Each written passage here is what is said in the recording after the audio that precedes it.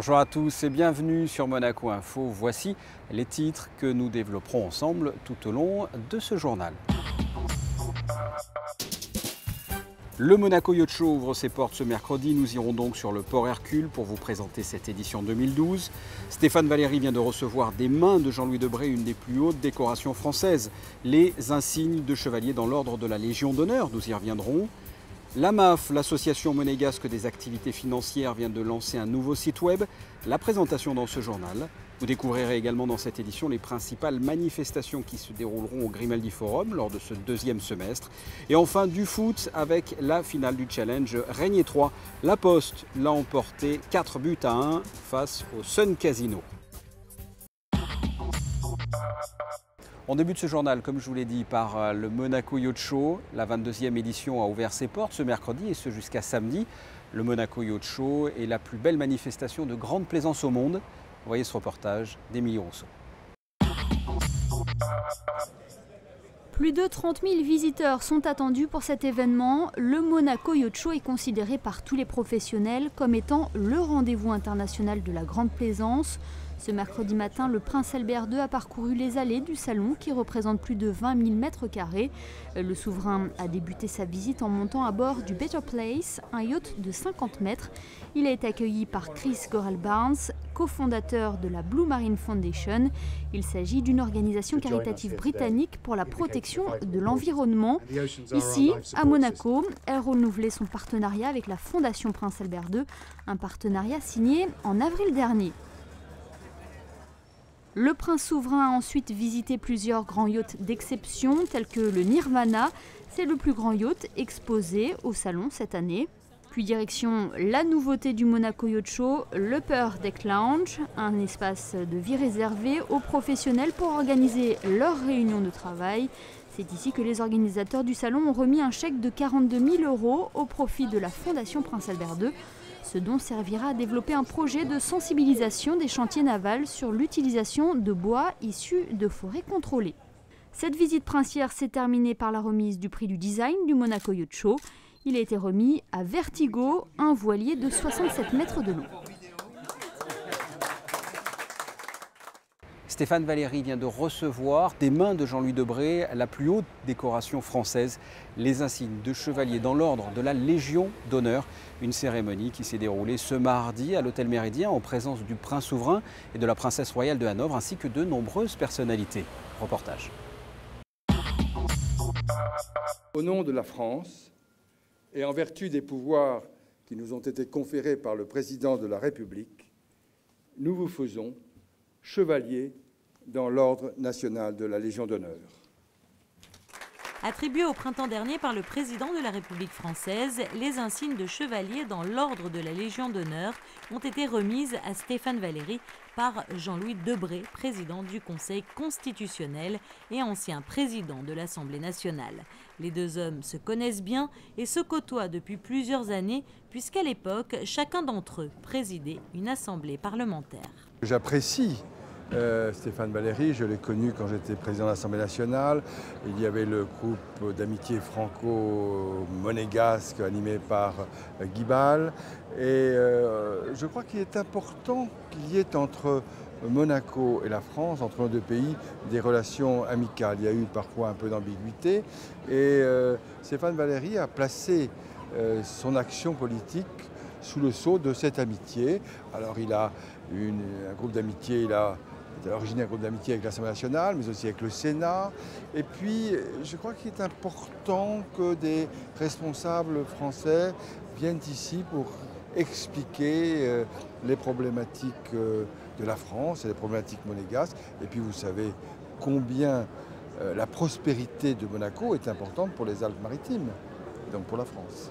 Le prince souverain et sa sœur, la princesse Caroline de Hanovre, ont tenu à assister à cette cérémonie, ainsi que de nombreuses personnalités de la principauté.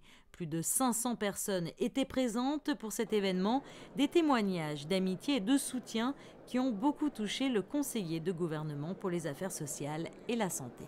C'est incontestablement avec beaucoup d'émotion parce que le moment où on reçoit une décoration, c'est le moment où on fait un peu le point sur son parcours et sur sa vie. C'était devant mes parents, devant mes enfants. J'ai eu aussi bien sûr une une pensée émue pour mes grands-parents aujourd'hui disparus. J'ai pensé également à ceux qui m'ont inspiré dans mon action publique et notamment à deux très grands précurseurs que furent les présidents du Conseil national, Maître Louis Aurélia et Maître Jean-Charles Rey. Je n'ai pas la vanité de penser que c'est une distinction qui honore un homme. C'est avant tout la récompense d'un travail d'équipe, de tout un parcours qui remonte déjà à plus de 20 années. Donc j'ai voulu et j'ai tenu à associer à cette distinction toutes les équipes qui ont travaillé avec moi, en commençant par les jeunes à l'époque de l'association des jeunes monégasques dont je faisais partie, en passant par le Conseil national, ses élus et ses permanents, et puis aujourd'hui bien sûr toute l'équipe du département des affaires sociales et de la santé et des services qui en dépendent et qui travaillent au quotidien avec moi. C'est aussi bien sûr une Légion d'honneur pour un monégasque, bien sûr le symbole de l'amitié séculaire entre la France et Monaco. Et j'ai eu une pensée aussi dans mon discours pour cette communauté qui, à mes yeux, est vraiment le plus beau symbole de cette amitié. Cette communauté des enfants du pays qui ont le passeport français mais le cœur monégasque. Et vraiment, c'est pour eux aussi que j'étais heureux aujourd'hui. Cette distinction récompense les efforts de l'ancien président du Conseil national dans la promotion du resserrement des liens entre la France et Monaco au travers des groupes parlementaires d'amitié et plus récemment au travers de la collaboration en matière sociale et de santé. En bref, la rentrée sociale avec au cœur des débats bien entendu le dossier des retraites. L'Union des syndicats de Monaco a lancé un appel à la grève à quelques jours du vote du projet de loi. Manifestation qui s'est déroulée ce mercredi à 14 h, vous le voyez, devant les caisses sociales. Quelques heures plus tard, le gouvernement a réagi en constatant que les manifestants étaient 300 contre 950 en juin dernier. Le gouvernement a réaffirmé l'absolue nécessité de la réforme pour sauvegarder le régime des retraites. L'AMAF, l'association monégasque des activités financières créée il y a plus de 60 ans, fédère l'ensemble des établissements de la place financière monégasque. Elle compte une centaine de membres. L'AMAF lance aujourd'hui un nouveau site web et a convié la presse pour le présenter. Reportage de Sandrine Nègre et Lionel Bernardi. MFF, 3 lettres pour désigner le Monaco for Finance, un tout nouveau site internet qui assure la promotion de manière dynamique de la place financière monégasque.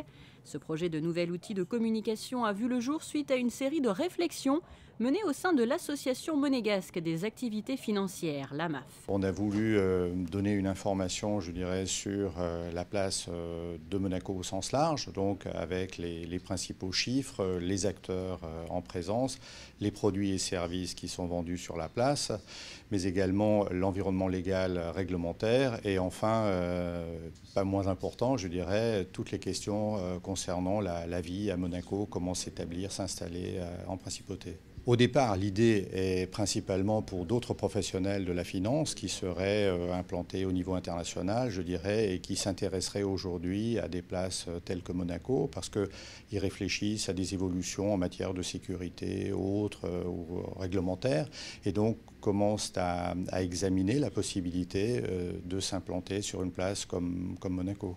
Cette plateforme d'information a donc pour objectif aussi de mettre en avant les différents atouts de la place financière monégasque, et ils sont nombreux.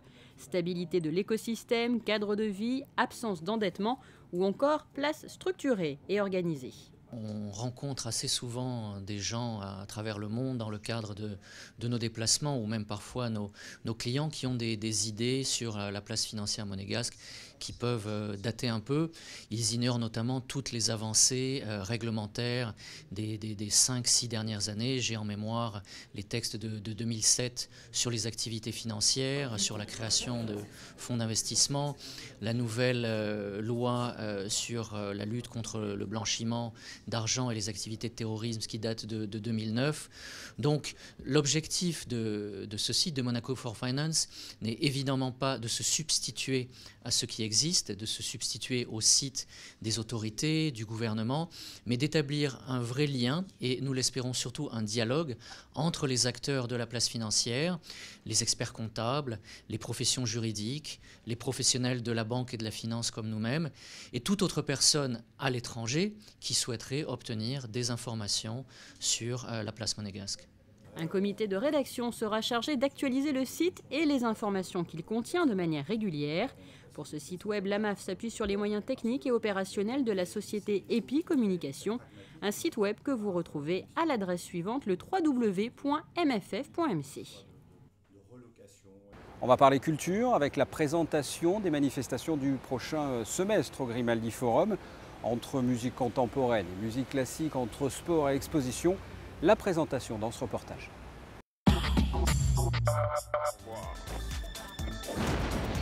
La 23e édition du Sportel du 15 au 18 octobre, le rendez-vous international du sport et de la télévision. Le Mix, le salon qui rassemble tous les professionnels de la vie nocturne du 7 au 9 novembre. Plus culturel, l'Opéra de Monte-Carlo mi-novembre avec un western. Le Monaco Dance Forum en décembre, sans oublier les représentations de l'Orchestre Philharmonique ou encore la venue de la troupe celtique Lord of the Dance le 30 novembre.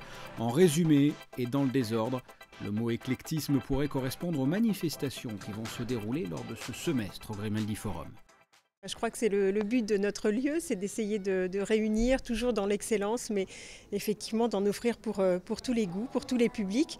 Il ne faut pas oublier la danse qui est également très importante au mois de décembre, comme vous le savez, et puis également l'orchestre, Lord of the Dance, beaucoup de choses. Danse, sport, chant, musique, toutes les informations sont sur le www.grimaldiforum.com.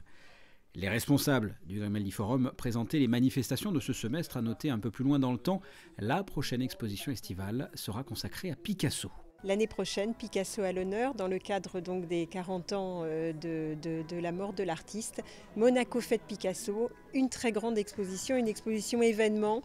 Là encore, nous aurons l'occasion d'y revenir, mais vraiment quelque chose de très exceptionnel avec un nombre d'œuvres absolument étonnant. Et je crois que c'est une exposition pour tous les publics qui va rassembler, fédérer énormément, je crois. Voilà. Et puis ce sera la fête en principauté, Monaco Fête Picasso. A noter que l'ancienne exposition estivale extra large a attiré cet été 35 000 visiteurs et amateurs d'art. Et tout près du Grimaldi Forum, sur l'esplanade du Larvoto, la semaine européenne de la mobilité touchée à sa fin ce mardi, avec comme point d'orgue le parcours des cols blancs en vélo électrique. Je vous propose d'écouter à ce propos les explications de Cyril Gomez, le directeur de l'environnement. Cette semaine, c'est la semaine européenne de la mobilité à laquelle la principauté de Monaco s'est associée. Le thème, c'est bouger dans le bon sens. Et notre fil rouge, finalement, ça a été la mobilité douce avec dimanche le Larvoto qui est devenu une piste cyclable. Aujourd'hui, le point d'orgue de fin, c'est cette virée en vélo électrique. On a fait une petite virée à col blanc sur des vélos électriques de la CAM. On est parti de Fontvieille, on est allé sur le Rocher et puis on est arrivé ici à la Rose des Vents au Larvoto. Sur le territoire de la principauté de Monaco, je dirais que c'est en illimité puisqu'on a des stations, on commence à avoir 7 stations de recharge un petit peu partout. Donc vous pouvez, pour ceux qui peuvent l'utiliser tant que vous voulez.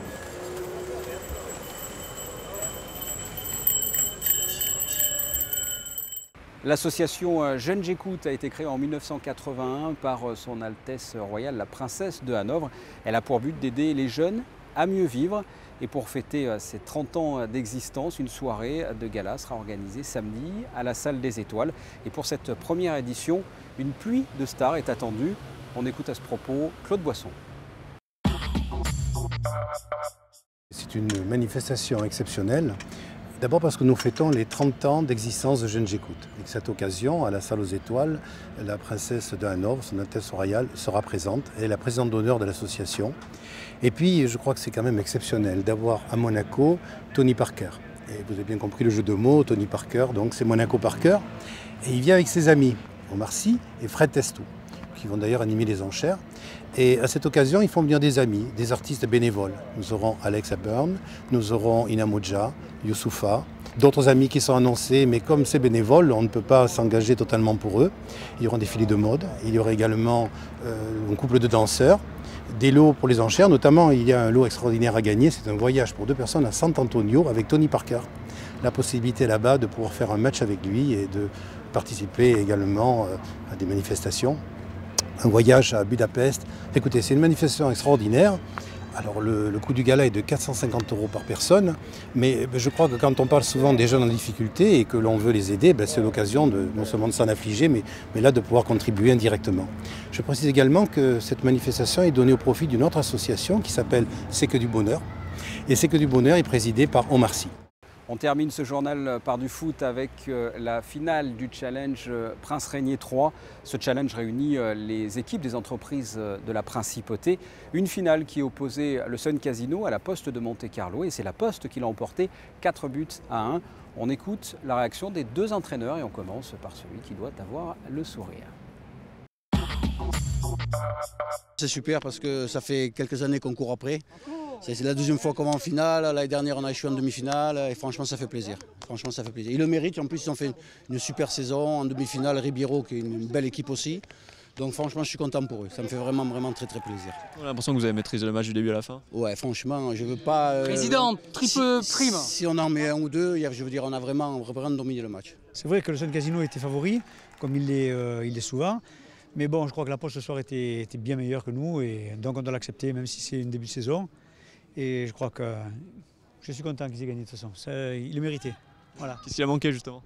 Non, je crois qu'il a manqué le physique chez nous. Il a manqué le physique, il a manqué le placement. Le placement, on a donné des instructions pour que les gars soient mieux placés. Je crois qu'on n'a pas fait la différence sur la qualité de jeu. On n'a pas écarté et donc ils ont fait la différence. Voilà. Quel temps va-t-il faire cette fin de semaine et ce week-end? Voici la météo.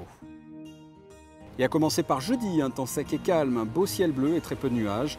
Les températures varieront entre 18 et 24 degrés. Vendredi 21 septembre, dernier jour d'été, eh bien une belle journée en perspective. Il fera de 19 à 24 degrés. Samedi, premier jour d'automne, du soleil, quelques nuages, mais pas de pluie. Les températures montent de 20 à 25 degrés. Et enfin dimanche, le maintien d'un temps sec et ensoleillé. Les températures sont supérieures au normal, de 20 à 25 degrés également. Ce journal est terminé, merci de l'avoir suivi. Je vous propose de suivre dans quelques instants un magazine consacré au pilote de rallye Patricia Schroeter. Elle va participer prochainement au Trophée Rose des Sables. Et puis sachez que vous pouvez retrouver l'intégralité de ce journal sur le www.monacochanel.mc avec à compter de ce mercredi une nouvelle chaîne, Chrétien à Monaco. À très bientôt. Au revoir.